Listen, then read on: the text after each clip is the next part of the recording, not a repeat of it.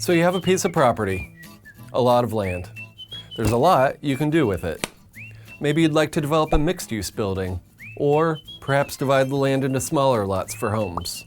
For certain projects, you may be required to notify and at times hold a meeting for people in the neighborhood to gather and learn about your project.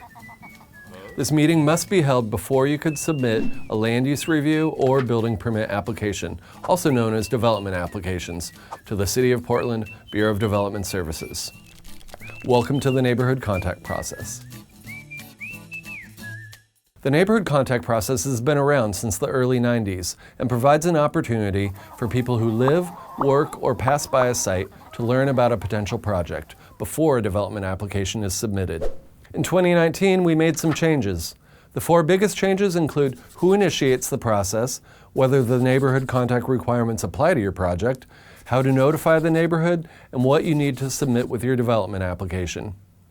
Changes to the neighborhood contact process go into effect on December 2nd, 2019. So if you're submitting for a building permit or land use review on or after December 2nd, 2019, you should follow the new regulations now. So who initiates the neighborhood contact process? It's up to the applicant to make sure the requirements are fulfilled before submitting your development application. Does the neighborhood contact process apply to your project? Neighborhood contact requirements are now based on the size of the building, the number of lots the land is divided into, or if there's an environmental review with the land division. There are 3 types of neighborhood contact, each prompted by different scenarios.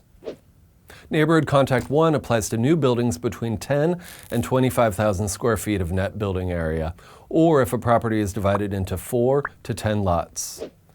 Neighborhood Contact 2 applies to new buildings with more than 25,000 square feet, or if a property is divided into 11 or more lots. Neighborhood Contact 3 applies to new buildings with more than 10,000 square feet that are located in a design overlay zone, which are generally found in busier commercial areas such as Division Street or the Hollywood District.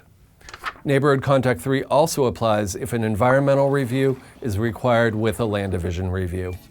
How to notify the neighborhood and what to submit with your development application. Each neighborhood contact requirement has specific communication methods that need to be documented and submitted with your development application.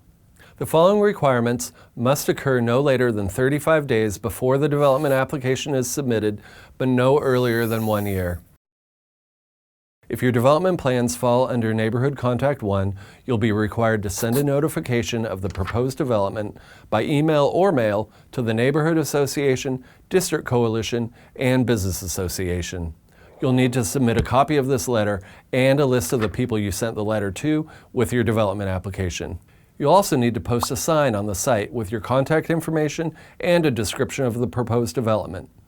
Take a picture of the sign and submit it with your development application.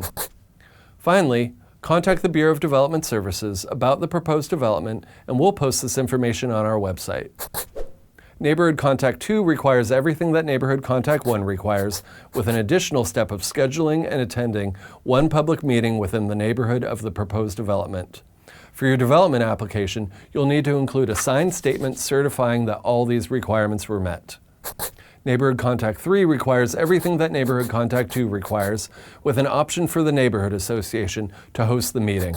And if they choose not to, then the applicant hosts the meeting. For more detailed information on the neighborhood contact process, go to portlandoregon.gov/BDS/neighborhoodcontact, where you can find the Neighborhood Contact Guide and other resources you'll need to complete the process.